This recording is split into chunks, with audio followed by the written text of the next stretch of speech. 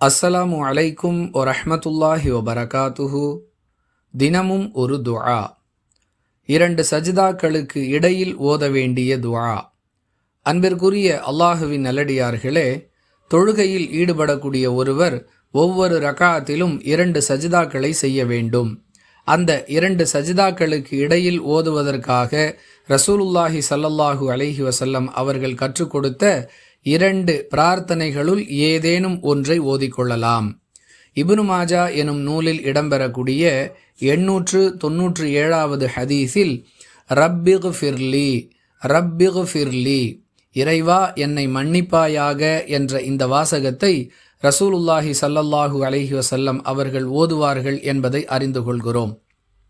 இது தவிர இப்னு மாஜா எனும் நூலில் இடம்பெறக்கூடிய 898வது ஹதீஸில் ரப்பிக்ஃபிர்லி வரஹம்னி வஜ்புர்னி வர்சுக்னி வர்ஃபஅனி, மீண்டும் ஒரு முறை சொல்லுகிறேன், ரப்பிக்ஃபிர்லி வரஹம்னி வஜ்புர்னி வர்சுக்னி வர்ஃபஅனி, இறைவா என்னை மன்னிப்பாயாக, எனக்கு அருள் புரிவாயாக, என்னுடைய குறைகளை நிவர்த்தி செய்வாயாக, எனக்கு உணவளிப்பாயாக, என்னை உயர்த்துவாயாக என்பது இதன் பொருள்.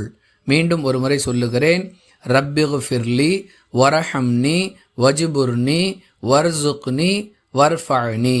இந்த துஆவை மனப்பாடம் செய்து 2 சஜிதாக்களுக்கு இடையில் ஓதிக்கொள்ளக்கூடிய வழக்கத்தை ஏற்படுத்துவோம்.